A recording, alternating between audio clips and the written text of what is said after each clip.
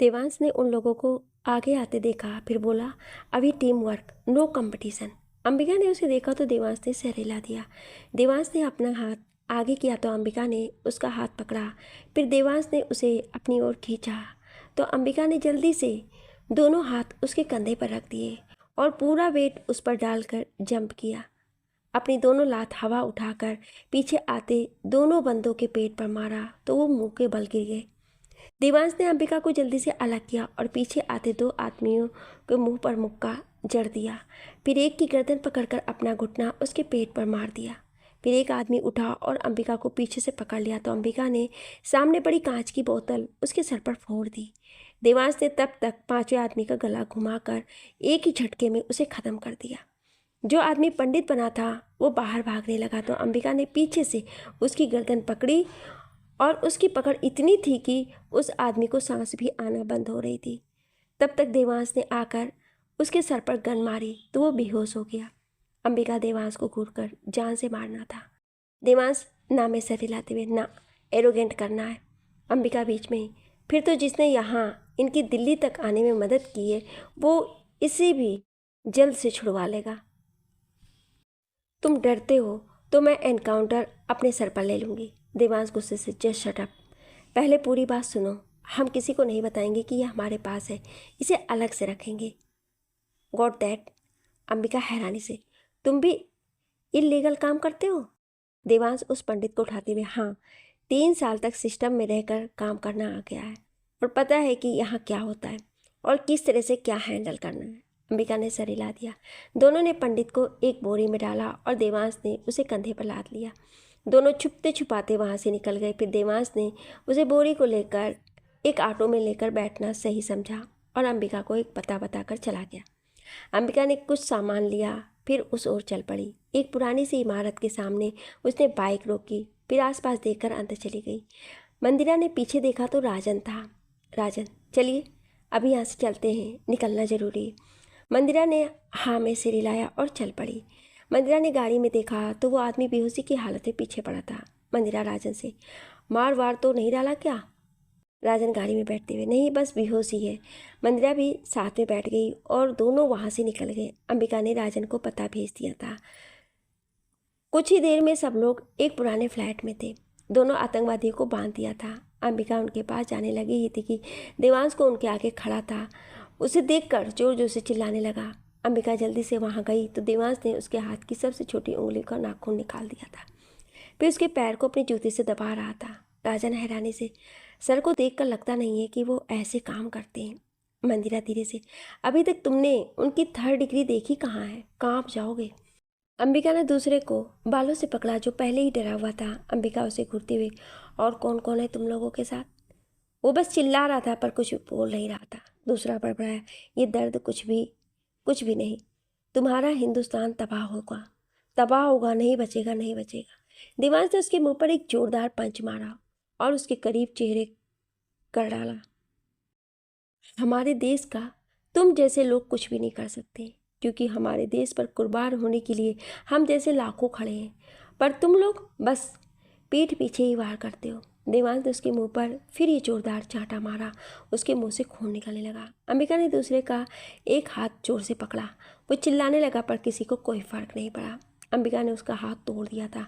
फिर अपने लाए हुए लिफाफे से कुछ निकाला, फिर उन लोगों के जख्मे पर लगा दिया तो वो और ज़्यादा चिल्लाने लगे। वो नमक था। कुछ देर बाद वो बेहोश हो गए। अंबिका राजन से, मिश्रा जी, रात को तुम यहीं रुक जाओगे? राजन ने हाँ में सिर हिला दिया। तभी मंदिरा भी बोली, मैं भी यहीं रुक जाती हूँ। कोई कुछ बोलता पहले ही देवांश बोल पड़ा, हाँ ठीक है, तुम सामने वाले फ्लैट में रुक जाओ। ये फ्लैट ज़्यादातर खाली ही रहता है और मेरे दोस्त का है। अंबिका और देवांश बाहर आ गए। अंबिका ने अपनी बाइक की चाबी देवांश को दी। दोनों की बाइक सेम थी, कोई फ़र्क नहीं था। और अंबिका ने राजन से जीप की चाबी ले ली थी और जीप में बैठ गई। देवांश ने बाइक स्टार्ट की ही थी कि अंबिका ने अचानक से आकर चाबी निकाल ली और बोली, तुमने मंदिरा को यहाँ रुकने को बोला? वो अकेली लड़की है। यकीन है तुम्हें राजन पर या ये 2 आतंकवादी? देवांश बीच में उसे टोककर, वो अकेली ही काफ़ी है इन सब के लिए, अगर कुछ हुआ तो। बट राजन पर भरोसा है, क्योंकि अगर वो सही ना होता तो तुम भी उसे इतने बड़े मिशन में इंक्लूड नहीं करती। अंबिका ने देवांश को देखा तो देवांश हल्का सा मुस्कुरा दिया, फिर अंबिका के सर पर हल्का सा मारकर चला गया। अंबिका ने गुस्से से पैर जमीन पे मारा और जीप में घर की ओर चल पड़ी। घर जाकर जीप खड़ी ही की थी कि सामने से देवांश अपने घर से बाहर निकला। अंबिका ने उसे घूरा तो देवांश फिर से हल्की सी मुस्कान के आगे बढ़ गया। अंबिका अपने घर गई, ऐसे सीधे कमरे में चली गई। उसने पहले सावर लिया, फिर माँ को चाय का कहकर खिड़की खोलकर बाहर खड़ी हो गई। कविता जी चाय लेकर आई और उसके साथ बैठ गई। कविता जी ने अंबिका को देखा, फिर बोली, तू आज लाल किले के पास ही कुछ दूर पर जो मंदिर है वहाँ क्या कर रही थी? अंबिका ने यह सुना तो चाय पीते पीते खांसने लगी। कविता जी ध्यान से देख रही थी। अंबिका ने बात बनाते हुए कहा, वो तो केस के लिए उस ओर गए थे, तो सोचा आपके भगवान से भी बात कर लें, क्या पता मदद कर दें। कविता जी सामने देवांश के रूम की ओर देखते हुए, वो तो ठीक है, पर देवांश भी साथ में ही था ना? अंबिका का तो बुरा हाल था। अंबिका कुछ सोचकर, हाँ उस चंपू को भी काम होगा, फिर वो भी मंदिर आ गया होगा, हमें क्या, पर हम थे अलग अलग। कविता जी कुछ नहीं कही, बस मुस्कुराहट के साथ उसका सर सहलाए पे चली गई। अंबिका ने चैन की सांस ली। उधर देवांश अपनी बुआ और गर्मा के लिए दही भल्ले की चाट लेकर आया और तीनों उसके रूम में मिलकर खा रहे थे। सप्ताह जो ये सब पसंद नहीं था। गर्मा ने बुआ को इशारा किया तो चंचल बुआ बोली, देवपुत्र आजकल बड़े मंदिर वगैरह जा रहे हो, क्या बात है? देवांश आराम से खाते हुए, कौन से मंदिर बुआ? चंचल बुआ, वही जिसमें आज गए थे अंबिका के साथ। देवांश खाते खाते रुक गया, फिर बोला, क्या बुआ, मैं अकेला ही गया था, किसी काम से उस ओर गया तो मंदिर में चला गया, अब वो वहाँ थी या नहीं मुझे नहीं पता। चंचल बुआ आराम से, हाँ हाँ ये भी हो सकता है। फिर गरिमा और चंचल बुआ जाने लगी। फिर देवांश के पास आकर बोली, आगे से ध्यान से जाना जहाँ जाना है, इस बार तो मैं और गरिमा थे, अगली बार भाई साहब या भाभी हुए तो तू गया। देवांश कुछ बोलता उससे पहले ही वो चली गई। देवांश ने गहरी सांस ली, फिर बोला, बुआ भी ना, पर सच ही है, अगर पापा या माँ ने देखा होता तो। पापा का पता नहीं, पर माँ तो बहुत हंगामा करती, बच कर काम करना होगा, एक केस ही अलग सा है, ऊपर से घर वालों की टेंशन। देवांश प्लेट लेकर खिड़की पर खड़ा हो गया और खाने लगा। तभी सामने देखा तो अंबिका भी चाय पी रही थी। उसने देवांश को देखा तो देवांश ने इशारे से अपनी प्लेट आगे की और खाने को पूछा तो अंबिका ने मुंह बनाकर मना किया और चाय दिखाई। देवांश के दिमाग में अचानक कुछ आया और अंबिका को फ़ोन लगा दिया। तो अंबिका ने सामने उसे घूरते हुए फ़ोन उठाया और बोली, क्या है बे? देवांश हंसकर, कमाल है तुम, मतलब सब लोग हेलो बोलते हो और तुम क्या है बे, वाह गुंडी ही बन गई हो। अंबिका चिढ़ते हुए, काम बताओ, कॉल क्यों किया है? देवांश टेंशन में, यार राजन और मंदिरा के लिए खाना वगैरह। अंबिका आराम से बोली, हम मार्केट से ले आए थे तभी ही, पहले ही सोच लिया था कि राजन वहीं रहेगा और मंदिरा को भी वो खिला देगा। देवांश रिलैक्स होकर, फिर ठीक है, मुझे तो टेंशन हो गई थी मंदिरा की, वो भूखी नहीं रह सकती है। अंबिका खिड़की से उसे घूरते हुए, बड़ी फिक्र है उसकी, क्या बात है, पसंद तो नहीं आ गई? देवांश अब गुस्से से, बच्ची है वो, इसलिए बस, पर तुम तो बस यही सब सोचा करो, हमेशा से ये सब ही तुम्हारे दिमाग में चलता है। कॉलेज में भी तुम्हारे कारण मुझे पूरे कॉलेज के सामने बेइज्जत होना पड़ा था, बाद में तुम्हारे बस सॉरी बोलने से मेरी इज्जत तो वापस नहीं आई ना। पहली पूरी बात पता कर लिया करो फिर बोलो। अंबिका चिढ़ते हुए, कितने साल हो गए इस बात को, तुम अभी भी वहीं अटके हो? अगर अटके भी हो तो अटके रहो, मुझे क्या। देवांश ने आंखें बंद की और बोला, तुम नहीं समझ सकती किसी के जज्बात, क्योंकि तुम तो पत्थर हो। अंबिका ने गुस्से में फ़ोन कट कर दिया और देवांश ने भी गुस्से से खिड़की बंद कर ली। रात को अंबिका ने भी अनमनी ढंग से खाना खाया और रूम में आकर लेट गई, पर उसे देवांश की बातें याद आ रही थीं। वो टहलने के लिए छत पर चली गई। देवांश ने भी रात को खाना नहीं खाया और बहाना बनाकर रूम में आ गया। फिर गिटार उठाकर छत पर चला गया और वहीं पर रेलिंग से लग कर गिटार बजाने लगा। अंबिका ने उसे देखा तो वहीं पर ही अपनी छत पर बैठ गई। देवांश आज गा भी रहा था और उसकी आवाज़ में बहुत उदासी थी। मेरे महबूब कयामत होगी, आज रुसवा तेरी गलियों में मोहब्बत होगी, मेरी नज़रें तो गिला करती हैं, तेरे दिल को भी सनम तुझसे शिकायत होगी। मेरे महबूब तेरी गली में आता सनम, नगमा वफा का गाता सनम, तुझसे सुना न जाता सनम, फिर आज इधर आया हूँ मगर ये कहने में दीवाना, खत्म बस आज ये बहसत होगी, आज रुसवा तेरी गलियों में मोहब्बत होगी। मेरी महबूब कयामत होगी, आज रुसवा तेरी गलियों में मोहब्बत होगी। अंबिका जहाँ पर बैठी थी वहाँ से देवांश को साफ देख पा रही थी और उसकी आंखों की नमी को भी। देवांश ने गाना बंद किया, फिर वहीं पर आंखें बंद कर बहती हवा को महसूस करने लगा। देवांश की आंखों के सामने अंबिका का चेहरा आ गया जब उसने आज उसके सर पर स्टॉल रखा था और वो उसे हैरानी से मुंह खोलकर देख रही थी। वो मुस्कुरा दिया और मन ही मन बोला, आज भी वैसे ही चेहरा बनाती हो तुम। अंबिका बस एक टक देवांश को देख रही थी। नफरत तो वो करती थी उसे बचपन से ही, पर कभी देवांश की ओर से उसे ऐसा नहीं लगा। वो कैसी भी सिचुएशन हो बस मुस्कुरा देता है, इसलिए वह उसकी मुस्कान से भी चिढ़ने लगी थी। देवांश को भी आज तक समझ नहीं आया था कि क्यों अंबिका उससे इतनी नफरत करती है। दोनों एक ही स्कूल में, एक ही कॉलेज में, एक ही क्लास में पढ़ते थे और तो और सिलेक्शन के बाद ट्रेनिंग भी साथ में ही की थी एकेडमी में। अंबिका को वो दिन याद आया जिसके बाद उसे भी देवांश का गुस्सा दिखाई देने लगा और गलती भी अंबिका की थी। दोनों का लास्ट ईयर था कॉलेज में और फेयरवेल पार्टी थी। देवांश बहुत ही चुपचाप अपने में रहने वाला लड़का था और अंबिका की वजह से उसके कोई दोस्त भी नहीं थे और कभी किसी को कुछ नहीं कहा था, बस अपने से मतलब। पर उस दिन अंबिका के मस्ती में कहने पर उसकी ड्रिंक में नशे की गोली मिला दी गई थी और उसके बाद वो हुआ जिससे देवांश का पूरा कैरेक्टर ही बदल गया। अंबिका को वो दिन याद आ गया जब देवांश की ड्रिंक स्पाइक की थी।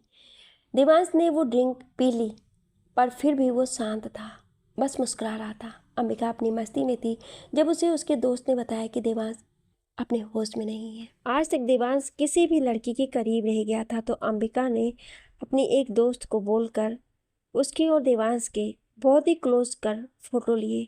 देवांश का सर घूम रहा था तो वो वहीं बेहोश हो गया। क्लास का एक लड़का उसे अपने साथ हॉस्टल में ले गया। अगले दिन देवांश उठा तो उसे सब पता चला, बट फोटो वाला कांड नहीं। वो रेडी होकर सबसे पहले घर को निकल गया और सबसे जाकर कल रात के लिए बहाना बनाया कि रात को देर होने के कारण दोस्त के साथ ही रुक गया। उसका सर दर्द से फटा जा रहा था तो वो सीधा रूम में जाकर सो गया। अगले दिन कॉलेज गया तो उसकी दुनिया ही बदल गई थी। हर तरफ उसके और उस लड़की के चर्चे थे और उन दोनों की फोटो के पोस्टर भी लगे थे। हद तो तब हो गई जब वो लड़की ने आकर उस पर ये इल्ज़ाम लगा दिया कि वो उसके कारण प्रेग्नेंट है। सब हक्के बक्के रह गए। देवांश को कुछ समझ नहीं आ रहा था। उसे पता चला कि ये सब अंबिका ने किया था और ये लड़की उसकी दोस्त है। उस दिन अंबिका भी कॉलेज नहीं आई थी। देवांश को सब लोग बुरा भला कहने लगे और उस लड़की को अपनाने के लिए बोलने लगे। देवांश को उस दिन सबने बहुत बेइज्जत किया और यहाँ तक कि अगर उस लड़की को नहीं अपनाया तो वो उस पर पुलिस केस कर देंगे। देवांश डर गया था क्योंकि उसके पापा का सपना था उसे आईपीएस बनते देखना, पर अगर उस पर कोई केस दर्ज होता है तो वो ये सपना पूरा ना कर पाता। थके कदमों से वो घर आया और अपने कमरे में चला गया। अंबिका पर बहुत गुस्सा आ रहा था उसे। आज तक वो जो करती आ रही थी वो बर्दाश्त कर लेता था, पर अब हद हो गई थी। अगले दिन वो सोचकर वो कॉलेज गया तो सामने से वो लड़की आई और सबके सामने उससे माफ़ी मांगने लगी। लड़की गिड़गिड़ाते हुए, आई एम रियली सॉरी, कल ही मुझे मेरे बॉयफ्रेंड ने डिच कर दिया था और तुम्हारे साथ मैं अपने फ़ोटो को मैंने गलत यूज़ किया क्योंकि तुम भी विच लगते हो और मेरे झांसे में आ जाओगे और मेरे बच्चे को भी नाम मिल जाएगा। देवांश ने ये सब हैरानी से देख रहा था तो वो तो आज सोच कर आया था कि वो हार नहीं मानेगा और उस लड़की को झूठा साबित करेगा, पर वो पहले ही मान गई। सब कॉलेज वाले उसे हिराकत से देखने लगे। तभी अंबिका आई और देवांश के सामने जाकर खड़ी हो गई और बोली, आई नो इस बार हमारी गलती है, सॉरी फॉर दैट। और हमें सच में नहीं पता था कि ये लड़की ये सब बोल देगी। हमने तो बस तुम्हारी टल्ली होने की ही फोटो मज़े में लेने को कहा था, बट हमें सच में नहीं पता था ये सब होगा। आज जैसे ही पता चला हमने सबको सच बता दिया और इससे उगलवा दिया। देवांश ने एक नज़र अंबिका को देखा फिर चला गया, कुछ नहीं बोला वो। बस उस दिन से साथ रहने वाला देवांश कहीं छुप सा गया था और एक कॉन्फिडेंस से बना देवांश सबके सामने था।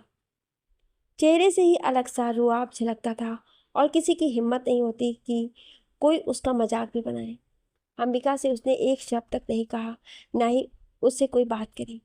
अंबिका अपने ख्यालों से बाहर आई तो देवांश सामने नहीं था, वो भी नीचे चली गई। जैसे ही कमरे में आकर बेड पर बैठी तो अचानक से देवांश के रूम की खिड़की खुली और देखने लगी, जो आज बंद थी। अंबिका को पता था कि वो आज उदास हूँ। अंबिका बड़बड़ाते हुए, हम क्यों सोच रहे हैं, बाहर में जाए वो। पता नहीं अकड़ किस बात की है। वहाँ पुलिस एकेडमी में भी ऐसा ही करता था, सबसे बात करता, हंसता भी, और हमें दूर से देखकर ही चुप हो जाता था या रास्ता बदल लेता। पर हमें क्या, करे जो करना है। अंबिका सोने की कोशिश करने लगी। उधर देवांश भी ये सब सोच रहा था। देवांश सर झटक कर, ये सब गुजर गया है, नहीं सोचना मुझे ये सब। वो भी सोने की कोशिश करने लगा। अगले दिन दोनों अलग अलग घर से निकल गए और उसी जगह गए जहाँ पर मंदिरा और राजन थे। देवांश ने बेल बजाई तो राजन ने दरवाज़ा खोला। दोनों अंदर आए और देवांश ने एक टिफिन टेबल पर रख दिया और बोला, इसमें खाना है, तुम दोनों खा लो। तभी अंबिका ने भी एक टिफिन बॉक्स टेबल पर रखा और बोली, इसमें भी खाना ही है, खाओ तुम दोनों। दोनों ने एक दूसरे को देखा, फिर दोनों का ही टिफिन खोल लिया। एक में आलू के पराठे थे, साथ में दही और आम का अचार, और दूसरे में आलू पूड़ी और हलवा था। राजन हैरानी से, ओ बेटे, इतना खाना। कप्तान साहब और सर साहब, हम 2 जन ही हैं, इतना काहे ले आए। अंबिका कुर्सी पर बैठते हुए, काहे की, हमको थोड़े ना पता था ये जनाब भी खाना लेते आ रहे हैं, पता होता तो ना लेकर आते। देवांश ने कुछ नहीं कहा, बस राजन से बोला, मैं अभी आया। इतना बोलो वहां से चला गया। राजन पीछे घूमता तो मंदिरा आलू के पराठों पर टूट चुकी थी और अंबिका भी हलवे को घूर रही थी। राजन ने हलवा उसके आगे कर दिया और खुद आलू पूड़ी खाने लगा। अंबिका ने एक बार दरवाजे पे देखा, फिर सर हिलाकर हलवा खाने लगी, क्योंकि हलवा देवांश लेकर आया था। कुछ ही देर बाद देवांश जल्दी से आया और बोला, तुम दोनों ने रात को उन दोनों के साथ क्या किया, उनकी हालत ऐसे कैसे हो गई। मंदिरा खाते हुए, सर वो दोनों रात में भागने की कोशिश कर रहे थे और हम दोनों की नींद भी खराब की, मुझे गुस्सा आ गया तो। देवान सर पर हाथ रखकर, मंदिरा, राजन तुम तो समझदार हो, इसे रोका क्यों नहीं। राजन बोलने लगा पर अंबिका बोल पड़ी, काहे इतना शोर मचा रहे हो, आतंकवादी ही है, सालों को तो मरना ही है। देवांश खींचकर, अरे वो चाहे मरे या जिए, मुझे कोई लेना देना नहीं है, पर अभी इंट्रोगेट कैसे करें, दोनों बेहोश पड़े हैं। पानी की बाल्टी डाल दी पर होश नहीं आया, ऊपर से दोनों के हाथ पांव टूट चुके हैं। होश में आ भी गए तो चिल्लाएंगे, अब तो मैंने ही मार दिया। सब हैरानी से उसे देखने लगे तो अंबिका बोली, सही किए हो, हम भी यही करते। देवा, हाँ, अब तो 2 गए और बाकियों की बारी है। अंबिका जल्दी से, ये खाना निपटा कर सेल चलते हैं, आगे वसीम ही सब बताएगा कि अगला बंदा कौन है। सब खाना जल्दी से खाने लगे। देवांश ने देखा कि अंबिका बहुत मजे से हलवा खा रही थी तो हल्का सा मुस्कुराया और नीचे चला गया। कुछ ही देर में सब वसीम के सामने थे और वसीम कल से वहाँ पर लैपटॉप पर लगा था और सामने 7 चाय के कप थे। अंबिका सबसे, तुम लोग काम देखो, मैं अभी आई। उसके जाने के बाद देवांश वसीम के साथ बैठा और बोला, घर क्यों नहीं गया। वसीम आराम से, सर मैं जाने ही वाला था 6 बजे के, तब तक ये चाय वाले के फ़ोन पर इंटरनेशनल कॉल आई पर लोकेशन नहीं ट्रैक हो रही थी, स्वैप हो रही थी, पर मैंने कॉल रिकॉर्ड की, पर समझ कुछ नहीं आया। वो लोग कोड वर्ड में बात करते हैं, बहुत ही अजीब सी। और फिर वो चाय की दुकान वाला हेमंत वहाँ से पुरानी दिल्ली की एक पुराने से बाजार गया। उसके फ़ोन के जरिए उसकी लोकेशन देख रहा था तो इसी में रात के 2 बज गए तो यहीं सो गया। दीवान, तो कुछ खाया पिया या नहीं। बस रात से ही ऐसे ही है। वसीम, सुबह उठा तो चाय पीकर लग गया, फिर अब अपने मुल्क को बचाने के लिए ये एक रात को जागना तो कुछ भी नहीं है। लोग तो चैटिंग करने के लिए पूरी रात जाग सकते हैं, तो मैं क्यों नहीं। सब ये सुनकर मुस्कुरा दिए। तभी अंबिका अंदर आई और वसीम के पास दूसरी ओर जाकर बैठ गई और एक छोटा हॉट केस आगे किया और फ्लास्क भी टेबल पर रख दी। अंबिका सबसे, माँ ने सुबह हमें पकोड़े भी बना कर दिए थे और साथ में चाय भी, तो तुम दोनों ने छक लिया खाना। ये सब अब वसीम का। वैसे भी आज हमारे भाई का जन्मदिन है, तो वसीम तुम हमारे भाई जैसे ही। अंबिका के चेहरे पर बहुत ही स्नेह था। वसीम मना करने ही वाला था कि देवांश ने जल्दी से हॉटकेस खोलकर उसके मुंह में पकोड़ा डाल दिया। वसीम ने खाया, फिर खुद से ही उठकर खाने लगा और चाय पीने लगा। सबके चेहरे पर स्माइल थी। तभी मंदिरा बोली, सर, कल आप जिस जगह से उस नकली पंडित को पकड़कर लेकर आए, वहां जाकर भी चेक करना चाहिए। राजन, हाँ सर, हम ये नकली चाय वाले हेमंत को देखते हैं, आप वहां पर जाकर देख लो। देवांश को बुआ की बात याद आ गई और अंबिका को अपनी माँ की। दोनों एक साथ बोली, चाय वाले के पीछे हम जाएंगे। बाकी तीनों उन्हें देखने लगे तो देवांश बोला, वो हम वहां जाएंगे और तुम दोनों जाकर उसके कमरे की और हो सके तो मंदिर की ही पूरी चेकिंग कर लो। देवांश जल्दी से वहां से निकल गया और अंबिका भी जल्दी से उसके पीछे चली गई। मंदिरा के बैठे हुए वसीम के कंधे पर अपनी बाजू रखी और बोली, कुछ तो गड़बड़ है, दोनों आज अलग सा बिहेव कर रहे हैं, है ना छोटू? वसीम ने अपना चश्मा सही किया और बोला, मुझे पता नहीं। फिर पकोड़े खाते हुए लैपटॉप पर लग गया और देवांश को कल की रिकॉर्डिंग सेंड कर दी। राजन बोला, मंदिरा जी, हम भी चले? मंदिरा ने एक पकोड़ा उठाया और मुंह में डाला और दूसरा हाथ में लेकर बाहर चली गई। राजन ने वसीम का कंधा थपथपाया और बाहर चला गया। देवांश और अंबिका दोनों बाहर खड़े थे तो देवांश पहले बोला, साथ में चलेंगे पर भेष बदल कर, मैं कोई स्यापा नहीं चाहता। अंबिका जल्दी से, हाँ हाँ ठीक है, हम जंजीर फिल्म के अमिताभ बच्चन बनेंगे। देवांश ने अपनी कमर पर दोनों हाथ रख पहले ऊपर देखा, फिर बोला, तुम बचपन से ही ऐसी हो या अब हुई हुई हो? अंबिका उसे घूरकर, मतलब? देवांश ने आगे बढ़कर जीप स्टार्ट की और बोला, चलो रास्ते में मतलब बताता हूँ। अंबिका उसे घूरते हुए बैठ गई। देवांश ने जीप सड़क पर दौड़ा दी, फिर बोला, भेस बदलने का मतलब है कि बस पुलिस वालों जैसे नहीं लगना है, फिल्मी लुक नहीं करना है, नहीं तो जिसे शक हुआ भी नहीं उसे भी होगा। फिर देवांश ने एक खाली जगह पे जीप रोकी और बोला, वसीम ने रिकॉर्डिंग सेंड की है, वो सुनते हैं। देवांश ने वो रिकॉर्डिंग चला दी। पहला आदमी, जनाब, सब सही है, चाय बनाने के लिए जो जो सामान चाहिए वो इकट्ठा हो रहा है। दूसरा, हमें खबर है, बस चाय पत्ती रह गई है, वो भी तुम तक आ जाएगी। पहला, जनाब, हमें लगता है कोई 1-2 दिन से हम पर नज़र रखा है, कल हम अपने सभी कप प्लेट से मिलेंगे। दूसरा, हाँ, और सबको ठीक से रखो, संभाल कर, हमें कल सबकी खैरियत के बारे में इत्तला कर देना। पहला, जी जनाब। कॉल कट गई और देवांश अंबिका हंसने लगे। देवांश जीप स्टार्ट करते हुए, सीरियसली ये ऐसे कोड वर्ड यूज़ करते हैं? अंबिका हंसते हुए चुप होकर बोली, कल वो सबसे मिलेगा, उससे पहले आज रात को उसे ही पकड़ना होगा। देवांश हाँ में सिर हिलाकर, और लगता है यहाँ सबको कमांड वही दे रहा है, तो उससे बाकियों तक पहुंच जाएंगे। दोनों उसकी दुकान की ओर निकल गए अपनी लुक चेंज कर, पर किसी ने दोनों की एक साथ आराम से बात करके देख लिया था और गुस्से से उसकी लाल आंखें हो गई थी। इस बात से बेखबर दोनों ही जीप एक जगह रोक कर पैदल ही निकल ली। अंबिका ने सलवार सूट पहन रखा था और देवांश ने सिंपल सी चेक प्रिंट की शर्ट और पैंट, पैरों में दोनों की पुरानी चप्पल थी जो उन्होंने जबरदस्ती किसी से ली थी। दोनों हेमंत की दुकान पर गए और जहाँ 2 टेबल लगे थे बैठने को वहीं बैठ गए और देवांश ने जाकर 2 चाय का ऑर्डर दे दिया। दुकान में काम करने वाला लड़का दोनों के लिए चाय लेकर आया और रख गया।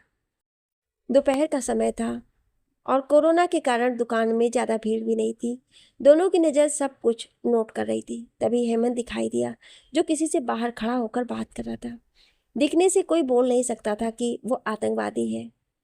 अंबिका देवांश से धीरे से फुसफुसाकर बोली, पहले तो ये गलत है कि कोरोना की गाइडलाइन नहीं फॉलो कर रहा है, सिटिंग रखी है इसने। देवांश उसे घूरकर धीरे से, हमारे लिए सही है, बस किसी चीज़ को ऐसे ही हाथ मत लगाना। फिर वो कुछ देर में अंदर आया और काउंटर पर बैठ गया, फिर आसपास देखने लगा। अंबिका ने सर पर दुपट्टा लिया था और मुंह भी ढक रखा था कोरोना के बहाने।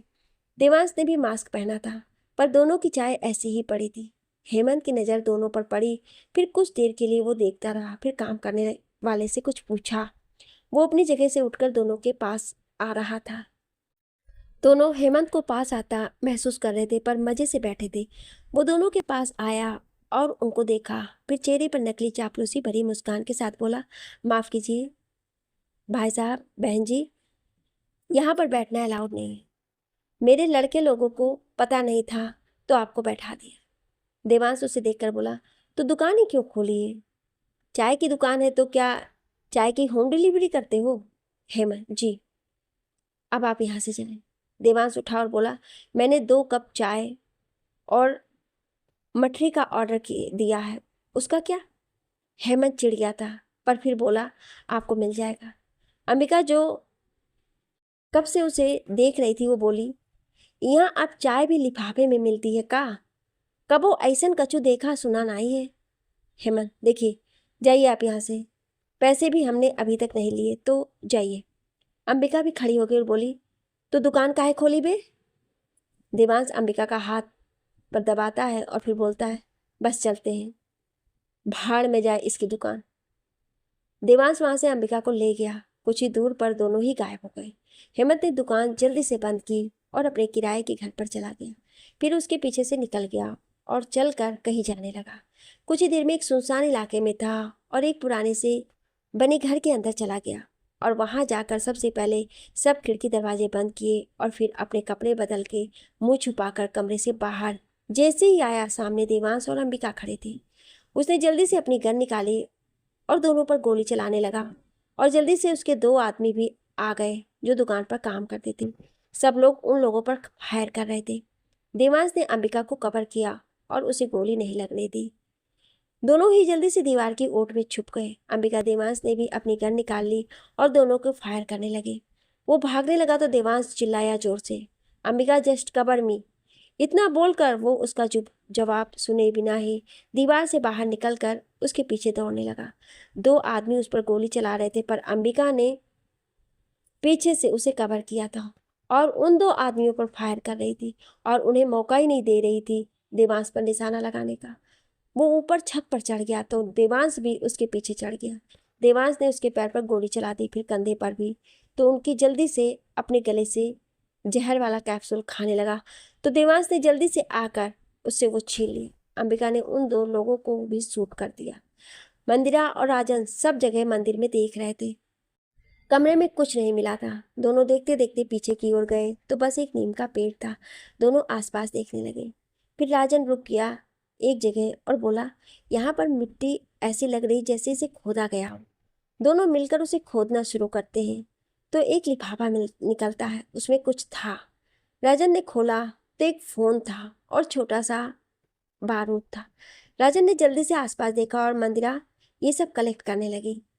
राजन को कुछ ही दूरी पर कुछ और बॉम्ब बनाने का सामान मिला। दोनों वहां से हेडक्वार्टर निकल गए और देवांश को कॉल कर बताया तो देवांश ने वो बारूद और बॉम्ब का सामान डिस्ट्रॉय करने को कहा और फोन वसीम को देने को बोला। दिल्ली पुलिस हेडक्वार्टर्स से कुछ दूर एक सुनसान पुराना खंडरनुमा जगह। हेमंत, नकली नाम, सामने कुर्सी पर बंधा हुआ था। तभी अंबिका एकदम से अंदर आई और सीधा उसे थप्पड़ मार दिया। फिर उसके सामने एक कुर्सी खींचकर बैठ गई। तभी देवांश अंदर आया और हेमंत के चेहरे को देखा जिसके मुंह से खून निकल रहा था। देवांश भी अंबिका की कुर्सी की आर्मरेस्ट पर बैठ गया और अपनी शर्ट की स्लीव कोहनी तक रोल करने लगा। अंबिका हैरानी से उसे देख रही थी। पहली बार वो उसके इतना करीब था। देवांश को भी भागम भाग में कुछ खरोंच और चोट लग गई थी हाथ में, पर इस वक्त दोनों का पूरा फोकस उस आतंकवादी पर था। देवांश ने अपना ध्यान उस पर लगाया और बोला, अपने सारे कप प्लेट वगैरह सबका पता दी। हेमंत हंसने लगा, तुम लोग पूछोगे और मैं बोल दूंगा? बिल्कुल नहीं। देवांश बोला, किसने कहा कि हम पूछेंगे? देवांश उठा और उसके कंधे को जहां पर गोली लगी थी उसको दबा दिया। वो जोर जोर से चिल्लाने लगा पर देवांश और अंबिका दोनों ही हंस रहे थे, पर वो कुछ नहीं उगला। तो अब की बारी अंबिका उठी और अपनी बेल्ट खोली और दे दनादन उसकी पूरी शर्ट फट चुकी थी और पूरी बॉडी से खून निकल रहा था।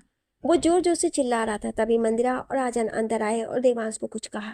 देवांश अंबिका के पास ही गया था कि वो आतंकवादी जिसे वो बेल्ट से मार रही थी वो बोल पड़ा, हाँ 8 लोग हैं दिल्ली की अलग इलाके में। हम 15 अगस्त को वही जगह विस्फोट करने वाले थे, लाल किले पर नहीं। ये उस जगह का पता है पर इस दर्द से आज़ाद कर दो। इतना सुनते ही अंबिका पीछे हुई तो देवांश ने सीधा उस आदमी के माथे के बीचों बीच गोली चला दी तो वो वहीं ढेर हो गया। देवांश ने अपनी गन कमर के पीछे डाल ली और बोला, हो गया दर्द से हमेशा के लिए आजाद। अंबिका को कागज में पढ़ते हुए, आज रात को घर नहीं जा पाएंगे, ये सब जगह सुबह तक देखनी है। देवांश वसीम के पास जाना होगा, पहले उसे कुछ पता चला है। चारों वहां से निकल गए। अंबिका और देवांश ने घर पर केस का बहाना बनाकर मैसेज कर दिया था, पर दोनों के घर में अलग ही माहौल बना था ये मैसेज देखकर, जिससे वो दोनों ही अनजान थे। सब वसीम के पास पहुंचे। अंबिका, क्या खबर है छोटे? वसीम, जो फोन राजन सर को मंदिर से मिला उसमें से 2 कांटेक्ट मिले हैं, उनकी लोकेशन ट्रैक हो गई है और वो फोन भी बस रात को एक कॉल के लिए ही यूज होता है। देवांश बैठते हुए, क्या लोकेशन ट्रैक की है? वसीम, सर, पहाड़गंज और करोल बाग। राजन सोचते हुए, ओ बेटे, ये तो दोनों की जनसंख्या वाले इलाके चुने हैं। मंदिरा सोचते हुए, क्योंकि कोरोना के कारण सब अपने अपने घर पर ही होंगे और वहां पर ज्यादा लोगों की मौत होगी। अंबिका एक कागज को देखते हुए, बाकी के इलाके हैं जनपद मार्केट, सरोजनी नगर, दिल्ली हाट और सबसे आखिर में राष्ट्रपति भवन। सब चौंक गए। देवांश उठ खड़ा हुआ और बोला, तुम ये कैसे बोल सकती हो? लास्ट प्लेस की लोकेशन तो लिखी ही नहीं है, ना उसने बताई थी। अंबिका, वो हमें लाल किले की ओर डाइवर्ट कर वहां अटैक करने वाले हैं, क्योंकि इस कागज पर वो सब मिटाया गया है। ये देखो, ये सब पेंसिल से लिखा था, तो इस जगह पर जहाँ लास्ट लोकेशन आनी थी वहाँ पर रब किया है। अंबिका ने पेंसिल ली और वहाँ पर चलाने लगी और कुछ ही देर में सबके सामने लोकेशन थी और उन लोगों की तस्वीर भी। Devansh, let's begin, just do it guys. आज रात को सब कुछ खत्म करना होगा, परसों तक सब कुछ सही चाहिए, तो कल सुबह तक इन लोगों को खत्म करना होगा। राष्ट्रपति भवन की सुरक्षा के लिए कल सर से बात भी करनी है। मंदिरा, राजन एक साथ, यस सर।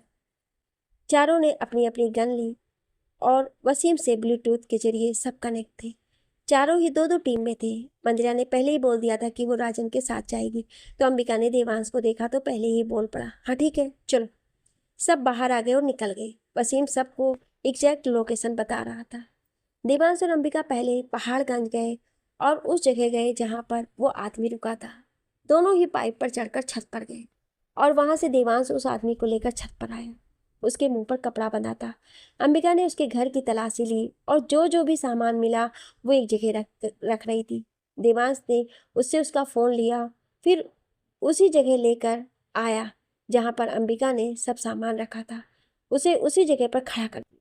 देवांश ने गन पर सिलेंसर लगाकर उसे शूट किया और फिर अंबिका ने उस सामान को आग लगा दी और जो बारूद वगैरह था वो साथ लेकर निकल गए और फिर एक नाले में फेंक दिया। राजन और मंदिरा ने भी अपना एक टारगेट खत्म कर दिया।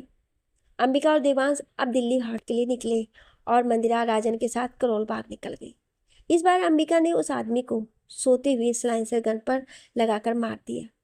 फिर बाकी के इलाकों में जाकर भी सबने ऐसे ही छुप कर सब काम खत्म किया। सुबह के 4 बज रहे थे। देवांश सबसे, अब सब अपने अपने घर जाओ। मंदिरा, राजन, जहाँ रुके हो वहाँ मत जाना, मैं ये एड्रेस देता हूँ, वहाँ जाओ और रिलैक्स होकर अब 10 बजे कमिश्नर सर के ऑफिस से मिलेंगे। वसीम, तुम भी घर जाओ, रात भर जगे रहे हो, रिलैक्स होकर ही आना। दोनों ही देवांश अंबिका को सैल्यूट कर निकल गए। वसीम भी अपना लैपटॉप समेट कर निकल गया।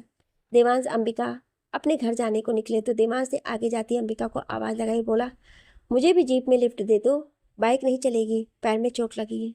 अंबिका ने नज़र देवांश की लात पर पड़ी तो उसकी पैंट से उस जगह खून निकल रहा था। अंबिका परेशान तो हो गई पर जताया नहीं और बोली, ये कैसे लगी?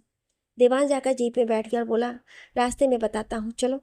अंबिका ने जीप स्टार्ट की और निकल गए। अंबिका देवांश की चोट को देखकर, बोलो भी, कैसे लगी? देवांश लापरवाही से, वो एक दीवार चढ़ते हुए शायद एक आध कील घुस गया है। अंबिका परेशान से, व्हाट? हॉस्पिटल चलते हैं, दिमाग खराब है तुम्हारा, पहले नहीं बोल सकते थे, इन्फेक्शन हो जाएगा, पागल। देवांश को दर्द तो बहुत हो रहा था पर अंबिका के इस तरह बोलने पर मुस्कुरा दिया और बोला, पहली बार तुमने मेरी परवाह की है तो तुम्हारी बात कैसे टाल सकता हूँ, चलो। ये सुनकर अंबिका झेप गई और जीप हॉस्पिटल की ओर मोड़ दी। अंबिका देवांश के सहारा देकर हॉस्पिटल गई और उसकी मरहम पट्टी करवाने लगी। पर दोनों को ड्रेसिंग रूम में बैठा दिया था, पर डॉक्टर अभी तक नहीं आया था। तब तक अंबिका ने खुद ही उसके पैंट ऊपर की तो वहाँ पर एक कील घुसा था और बहुत खून बह गया था। देवांश के चेहरे पर दर्द साफ दिख रहा था, जो अंबिका को दिख रहा था। ऊपर से डॉक्टर नहीं आ रहा था। कोई कितनी बार बुला लिया था पर वो नहीं आया। कुछ देर बाद डॉक्टर आए, जो शायद नींद से उठकर आए थे, तो अंबिका उस पर चिल्ला पड़ी। अंबिका उसका कॉलर पकड़कर, तुम कहाँ थे? यहाँ पर पेशेंट की जान चली जाए या वो कितना दर्द में है, तुम लोगों को बस अपनी नींद पूरी करनी है, ये ड्यूटी कर रहे हो? डॉक्टर, देखिए मैडम, आप क्या बोली जा रही हो, बकवासबाजी मत करो, पता नहीं कहाँ कहाँ से आ जाते हैं। अंबिका चिल्लाते हुए, जल्दी से चोट देखो तुम, नहीं तो। डॉक्टर अकड़ गया और बोला, नहीं तो क्या? अंबिका ने गन निकाल ली और बोली, नहीं तो यहीं ठोक देंगे। डॉक्टर घबरा गया। देवांश को हंसी आ रही थी। वो जल्दी से देवांश का जख्म देखने लगे और फिर नर्स और वार्ड को भी बुलाया, कुछ सामान लाने को कहा। ऐसा कील निकाली। देवांश चिल्लाया तो नहीं, पर उसका चेहरा पूरा नीला पड़ गया था और दर्द के मारे आंखें बंद थी। अंबिका ने उसका हाथ पकड़ लिया और एक हाथ उसकी पीठ पर रखकर सहला रही थी। कुछ ही देर में मलहम पट्टी हो गई। देवांश बहुत वीक लग रहा था। अंबिका ने दवाई ली और देवांश के साथ बाहर आई थी कि सामने पुलिस थी, जो उस डॉक्टर ने बुलाई थी। किसी के कुछ बोलने से पहले ही देवांश ने झगड़े से बचने के लिए पहले ही अपनी आईडी दिखा दी और फिर अंबिका ने भी, तो पुलिस वालों ने उसे सैल्यूट किया। अंबिका ने डॉक्टर को देखा, फिर बोली, किसी भी वक्त इमरजेंसी हो सकती है, तो नींद से बाहर रहो, अलग ड्यूटी पर हो तो। फिर दोनों बाहर आ गए। अंबिका ने देवांश को जीप पे बैठाया और दोनों घर की ओर चले पड़े। दोनों ही चुप थे। फिर देवांश सीट से सर लगाए अंबिका को देखकर बोला, मुझसे नफरत क्यों करती हूँ? अंबिका चौंक गई तो देवांश बोला, घर वालों के मन मुटाव को छोड़ दो, उनकी लड़ाई, अकड़, नफरत भी छोड़ दो, बस अपना बताओ क्यों? अंबिका ने देवांश को देखा तो बहुत ही गहरी आंखों से उसे देख रहा था। अंबिका ने गहरी सांस ली और जीप चलाते हुए ही, हम बचपन से ही एक्टर बनना चाहते थे, पर पापा ने टीवी देखना तक बंद करवा दिया क्योंकि तुम्हारे नंबर हमसे ज़्यादा आते थे और अंकल से कंपटीशन करने के लिए हमें तुमसे कंपटीशन करने को कहने लगे। फिर जब हमारे और तुम्हारे मार्क्स 10th बोर्ड में सेम आए तो भी हम पर चिल्लाए, हम तुमसे चिढ़ते थे। फिर आगे तुम्हारे चूज किए गए सब्जेक्ट ही हमें रख पाए। हमारा सपना हमसे छिन गया सिर्फ तुम्हारे कारण, तो बस तुमसे नफरत करने लगे। फिर हर काम में तुमसे आगे आने की ठान ली, चाहे वो यूपीएससी का एग्ज़ाम हो या ट्रेनिंग का कोई छोटा सा ही कंपटीशन। पर अब लगता है कि तुम्हारी भी क्या गलती, पापा और अंकल की लड़ाई ने हमसे हमारे सपने छीने थे, ना कि तुमने। देवांश ने अंबिका का हाथ पकड़ा तो अंबिका ने उसे देखा। देवांश को गिल्ट फील हो रहा था तो वो बोला, सॉरी, मुझे नहीं पता था कि मेरी वजह से। अंबिका बीच में ही, हमने कहा था ना कि तुम्हारी गलती नहीं है, तो बस अब गिल्ट फील मत करो। तब तक दोनों अपनी कॉलोनी पहुंच चुके थे। जैसे ही घर के सामने जीप रुकी, तभी दोनों घर के दरवाजे खुले और पूरे परिवार वाले सामने आ गए। दोनों को कुछ समझ नहीं आया, पर दोनों के ही पापा उनको घूर रहे थे। अंबिका और देवांश ने एक दूसरे को देखा, फिर शांत रहने का इशारा किया। अंबिका जीप से उतरी और देवांश की मदद करने लगी उतरने में। तब तक सप्ता जी आगे आई और अंबिका को साइड में धकेलते हुए देवांश को पकड़ लिया। सप्ता जी परेशानी में, देवपुत्र, ये सब क्या है? क्या हुआ? तू इस लड़की के साथ क्या कर रहा था? देवांश, मम्मी मैं ठीक हूँ। देवांश आगे बढ़ा, पर जग की वजह से फिर से लड़खड़ा गया तो अंबिका ने जल्दी से पीछे पीठ पर हाथ रखा और उसे सहारा दिया। पर तब तक अंबिका से पापा जतिन जी आगे आए और अंबिका को खींचकर जोर से बोले, क्या चल रहा है ये? आप तो गुरूर हैं हमारा, तो इस लड़के के साथ क्या कर रही थी आप? अंबिका को गुस्सा आ गया। एक तो पूरी रात दोनों अपना मिशन पूरा करने में लगे थे और अब घर आकर ये सब। देवांश ने अंबिका को देखा तो फिर शांत रहने का इशारा किया। अंबिका ने किसी तरह अपने आप को शांत किया और बोली, पापा हम घर जाकर बात करते हैं। तभी सत्ता जी बोल पड़ी, पता नहीं मेरे बेटे पर क्या जादू टोना कर दिया होगा। हे भगवान, ये लड़की ही मनहूस है।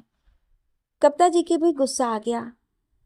वो क्यों अपनी बेटी के लिए चुप रहती, वो भी बोल पड़ी, ये सब आप करते होंगे, हम नहीं, और हमारी बेटी हमारा गुरूर है, अनाप शनाप कुछ भी मत बोलिए। सप्ता जी गुस्से में आ गई और देवांश को छोड़ कप्ता जी के सामने खड़ी हो गई। अंबिका ने जल्दी से देवांश को पकड़ा और फिर गरिमा और अंबर भी उन दोनों के पास आ गए और साथ में चंचल बुआ भी। सप्ता जी और कप्ता जी दोनों लड़ने लगी, पर मुंह की लड़ाई। उधर रंजीत जी और जतिन जी अपनी अपनी पत्नी को रोकने की बजाय साथ देने लगे पड़े। देवांश जीप से टिक कर बुआ से, चंचल बुआ, क्या है ये सब, हो क्या रहा है, इतनी सुबह सब जाग क्यों रहे थे? बुआ धीरे से, देवपुत्र, कल भाई साहब ने तुम्हें और अंबिका को एक साथ किसी मॉल में देख लिया था, फिर साथ जाते जीप में भी। ऊपर से तुम लोग वर्दी में नहीं थे, और यही सब अंबिका के पापा ने भी देख लिया, क्योंकि उनके ऑफिस से छोटी सी पार्टी उसी मॉल के कैफे में थी। अंबर धीरे से, दी, ऊपर से आपका मैसेज कि आप आज घर नहीं आओगे, तो सबने बहुत कुछ सोच लिया। देवांश अंबिका का दिमाग घूम गया ये सब सुनकर। कहाँ वो अपने देश के लिए और आम जनता के लिए आए खतरे को खत्म कर रहे थे, और कहाँ ये घर वाले उन दोनों के लिए खतरा बन बैठे थे। ऊपर से उनके माँ पापा की लड़ाई की आवाज़ सुन पूरी कॉलोनी जाग गई और लोग अपने घर से बाहर आकर तमाशा देखने लगे। ये देखकर अंबिका का गुस्सा और बढ़ गया। वो अपने माँ पापा के पास गई और चुप करवाने लगी, पर किसी ने उसकी नहीं सुनी। देवांश भी किसी तरह अपने माँ पापा के पास आकर दोनों को चुप करवा रहा था, पर कोई नहीं रुका। तभी अंबिका जोर से चिल्लाई, बस बहुत हो गया, चुप। चारों चुप हो गए। अंबिका ने आसपास लोगों को देखा तो गुस्से में अपने अंदाज में बोली, यहाँ काहे मेला लगा रखे हो? अभी के भी घर में नहीं घुसे तो सीधा लॉकअप में घुसा देंगे। जाओ अंदर, आ जाते हैं तमाशा देखने फ्री में, जाओ। सब जल्दी से अपने अपने कमरों में चले गए। अंबिका ने अब दोनों परिवारों को देखा, फिर बोली, एक जगह बैठकर बात करें। जतिन जी गुस्से से, हमारे घर चलते हैं, मैं इसके घर कदम नहीं रखूंगा। रंजीत जी जल्दी से, तो मैं कौन सा तुम्हारे घर पैर रखने के लिए मचल रहा हूँ, मैं वहाँ नहीं जाऊँगा, मेरे घर ही चलो। जतिन जी, मेरे घर पर ही मीटिंग होगी। रंजीत जी, नहीं, मेरे घर पर। दोनों फिर से झगड़ने लग गए। इस बार देवांश जोर से बोला, shut up both of you, सामने पार्क में चलिए, बच्चों की तरह ड्रामा लगा रखा है। देवांश गुस्से से लड़खड़ाता हुआ आगे जाने लगा तो अंबिका भी उसके साथ उसे सहारा दे चलने लगी। गरिमा और अंबर चंचल बुआ के साथ दोनों के साथ चल दिए। बाकी बच्चे चार गुस्से, नफरत, अकड़ से भरे लोग तो एक दूसरे की ओर मुंह बनाते हुए चल दिए। अंबिका ने देवांश को एक बेंच पर बैठाया और साथ में बैठ गई। अंबर गरिमा दोनों के पास ही खड़े थे। बुआ भी पास वाले बेंच पर बैठ गई। दोनों के माता पिता आए तो देवांश पहले ही बोल पड़ा, चुपचाप बैठ जाइए और हम दोनों की बात सुनिए पहले। फिर चारों बैठ गए। अंबर धीरे से बोला, सही यदि देवांश सर, ऐसे ही इन्हें भी डांटा करो जैसे पूरा दिन ये हम बच्चों को डांटते हैं। गरिमा की हंसी निकल गई, पर किसी तरह वो चुप रही। अंबिका बोली, तो आप लोगन को का लागत है कि हमरा इसके साथ कुछ चलवल रहा है, क्या कहते हैं उस वर्ड में, याद नहीं आ रहा है बे। देवांश धीरे से, अफेयर, और ठीक से बोलो। अंबिका चारों को घूरकर, अब हम तो अहिसन ही बोलेंगे, इन लोगन की वजह से हमारा दिमाग घूम गया, तो कछु इनका भी घुमाए। हाँ तो क्या बात कर रहे थे? हाँ, अफेयर। अरे भाई कैसा अफेयर? बचपन से दोनों को जानी दुश्मन बनाकर बताकर पाला है, तो अफेयर कैसे हो गया? कमाल करते हो आप सब भी। देवांश उन लोगों को घूरकर, हम यहाँ एक केस के लिए आए थे जिसमें हमें साथ काम करने के ऑर्डर मिले थे। अब सरकार को या कमिश्नर सर को नहीं पता था कि आप लोगों की लड़ाई, तो हमें साथ काम दे दिया जिसे हम मना भी नहीं कर सकते थे। अंबिका कुछ शांत होगा, और हम घर पर बताते तो आप लोग हमें परेशान कर देते, तो नहीं बताया। आराम से काम कर रहे थे पिछले कुछ दिनों से, पर आप लोगों का शांति नहीं पसंद, तभी सुबह सुबह ही अशांति फैला दी। बहुत ही हिंसावादी लोग हैं आप। चंचल बुआ की और अंबर गरिमा की हंसी निकल गई, और देवांश मुस्कुराहट के साथ अंबिका को देखने लगा। फिर बोला, रात को ही हमें कुछ लीड मिली हमारे केस में, तो हमें वो सब सॉल्व करना था, तो इसलिए नहीं आए रात को। और सुबह जब आ रहे थे तो रात को चोट लग गई थी, काम पर तो हॉस्पिटल चले गए।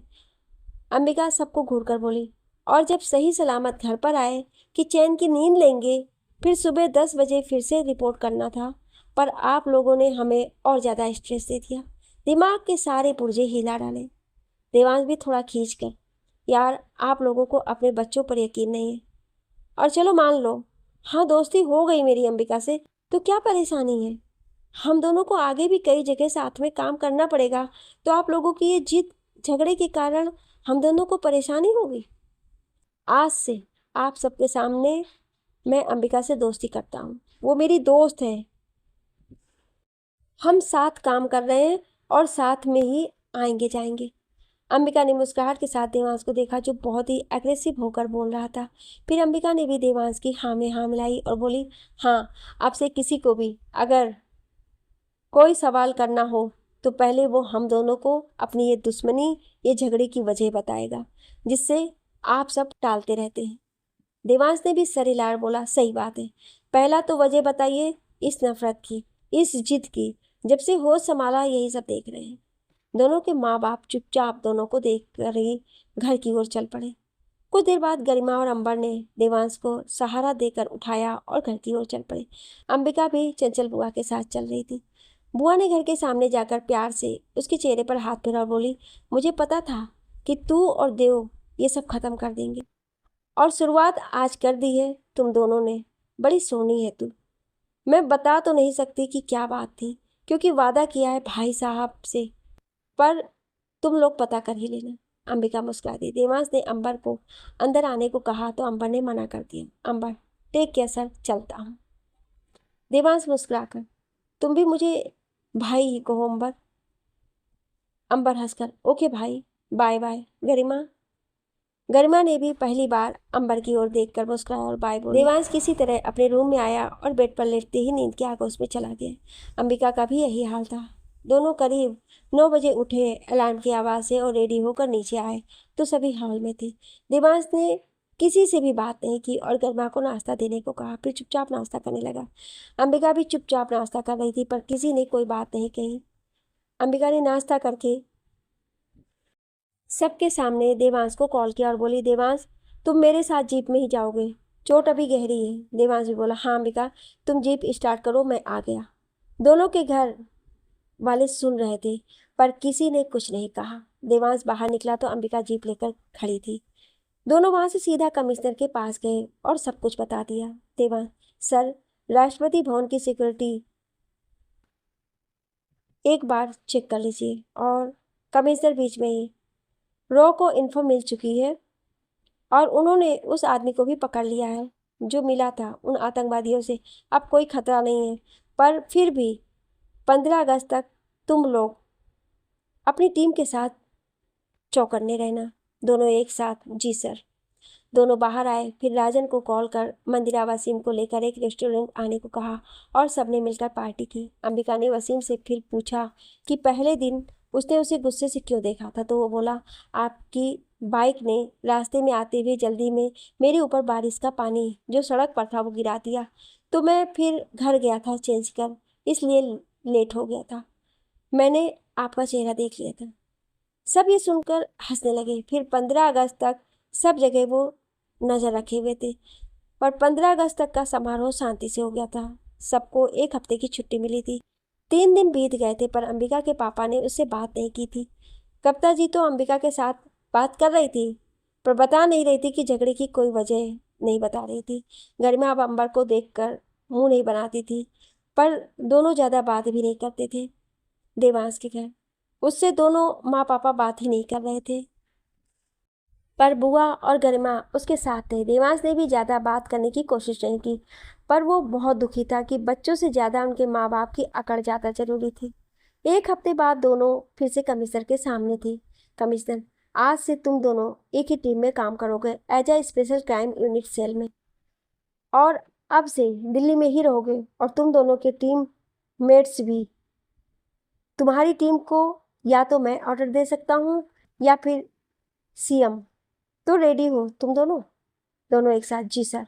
कमिश्नर ने एक फाइल दोनों के आगे की और बोले, ये रहा तुम्हारा पहला case as a crime unit officer.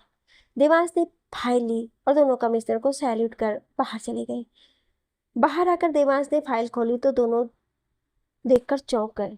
Ambika अपने माथे पर उंगली फेर कर बोली, अपनी तो फिर से लग गई, अब फिर से रात दिन बाहर ही। देवांश हंस पड़ा और दोनों निकल गए अपने अगले केस की ओर। अंबिका बाहर निकलते हुए देवांश से बोली, तुमने कभी भी हम पर गुस्सा क्यों नहीं किया? बाद में गुस्सा तो थे पर नफरत नहीं करते थे। हमने कभी भी तुम्हारी आंखों में अपने लिए नफरत नहीं देखी थी, क्यों? देवांश रुक गया तो अंबिका भी रुक गई। देवांश उसके करीब गया और उसके कान के पास अपने होठ ले गया। अंबिका तो बर्फ जैसी जम गई। देवांश धीरे से बोला, तुम कुछ भी कर लो, मुझे तुमसे नफरत नहीं होगी। फिर चल पड़ा तो अंबिका पीछे से बोली, मतलब? देवांश ने घूमकर उसे देखा और मुस्कुराहट के साथ बोला, जीप में चलो, रास्ते में बताता हूँ। ये बोल जीप में बैठ गया और अंबिका फिर से चिढ़ गई।